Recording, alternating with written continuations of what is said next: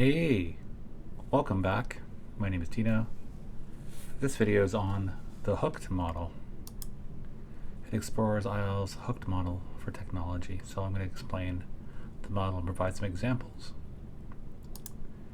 Here's a quick overview of the model, just a little visual to show the four main parts. First one on the far left, it's trigger, what that's external or internal, and action, which is on the upper right.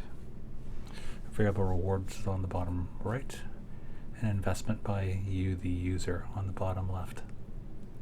Before we go into this various four elements of the hooked model, again, in terms of an overview, the hooked model explains the rationale behind the design of many successful habit-forming products and services we use daily. You can think about this as an example. Do you think of your phone, your laptop, maybe a social media platform, maybe a piece of software you use all the time as a habit-forming product?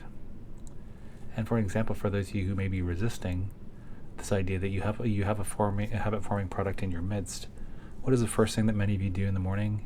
You check your phone.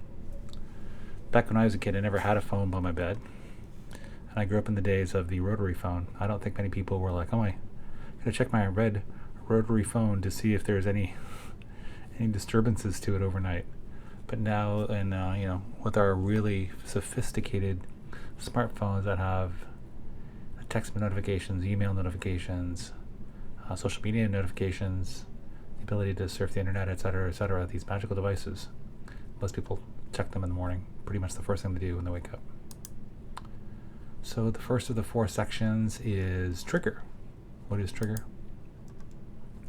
A trigger is the actuator of behavior, the spark plug in the engine. So it starts the engine of being hooked.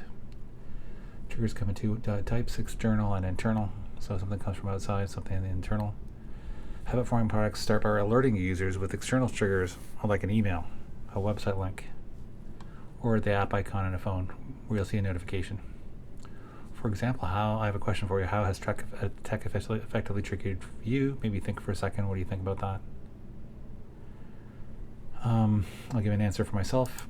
I'll get text and other notifications on my phone, so I'll get a text notification, or maybe for a social media app notification saying someone liked a piece of video content or photographic or textual content. Part number 2 is action. Following the trigger comes the action, the behavior done in anticipation of a reward. So the simple action of clicking on the interesting picture in her newsfeed takes Barbara to a website called Pinterest. I'm sure some of you have heard of Pinterest. Question asks you, which online actions do you take in when you want to be involved in an action online or through a device?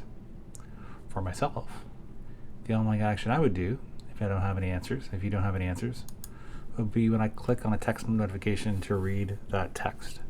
So that's the action I do to engage with this device and the app and the social media platform that might be behind it, or again, in this case, a text messaging application. Number 3 of the hooked model is the variable reward. Here's a weird one. There's a weird example here, but you'll find it a bit weird.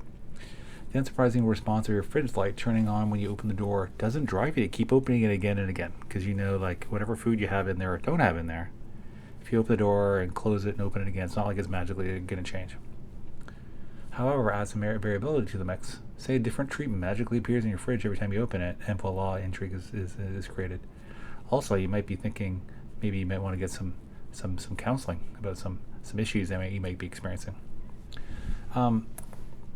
How do phones and platforms create a variable reward for you? Maybe pause the video, think about what you might have for this response.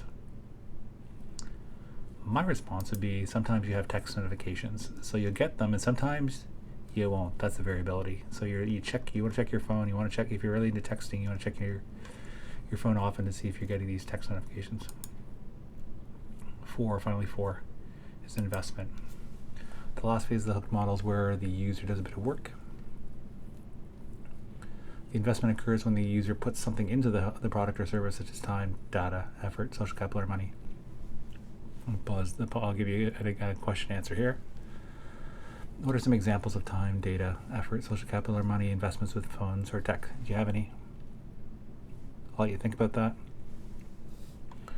My answer for me would be I add Facebook and Instagram photos that elicit likes. So I invest by creating this content, sharing it on Facebook, sharing it on Instagram, commenting on people's comments to my content. Finally, conclusions. This is Silicon Valley investor Paul Graham. This is like quite a while ago, but you'll kind of get the vibe of what he's saying. Unless the forms of technological progress that produce these things are subject to different laws of technological progress in general, the world will get more addictive in the next 40 years than it did in the last 40. Do you disagree with that? Do you agree with it? What are the implications of a world that's only going to get more addictive? As our devices get better, as the algorithms that drive our addiction and our hooked nature fuel it. Some of you may know Cass Sunstein's work and Richard Thaler's work and the idea of being nudged. Choice architecture offers techniques to influence people's decisions and affect behavioral outcomes. So you give people a choice. However,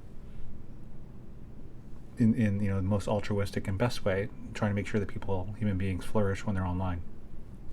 This choice architecture should be used to help you nudge people to make better choices, like maybe putting down the device every once in a while. And I would ask you this, and I'll pause afterwards. Does technology have incentives to nudge people away? My answer would be not normally. Most of the technology we have, the text notifications, the social media app notifications, the vibrations of our phone, if content is reaching us, if we're being, if our phone rings or we're being phone, they're useful, but they don't nudge people away. They nudge people towards using the phones more and more. Like just the idea, think about, I'm not the biggest phone person, but I'm sure some of you are.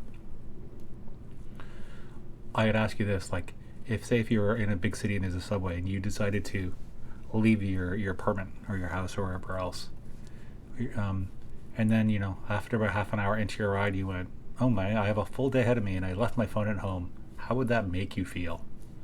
Most people, being nudged away by forgetting should be good for us. Maybe have a day away from the phone, but most people might get aggravated and turn around as fast as they can, or at the very least be aggravated all day long, thinking that they're missing on something. So for the hook model, again, there's trigger, there's action, there's variable reward, there's investment. That was a hook model. My name is Dino. Thanks for watching. What do you think of the hook model? Do any of the parts of it, the 4 parts, elicit your addiction to your phone, your device, your social media platform, a piece of software you use, another device?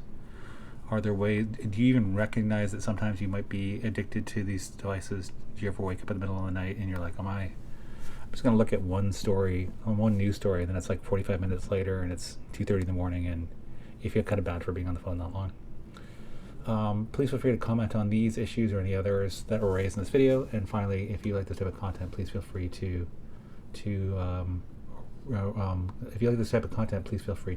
subscribe to the channel. My name is Dino. Thanks for watching. Take care.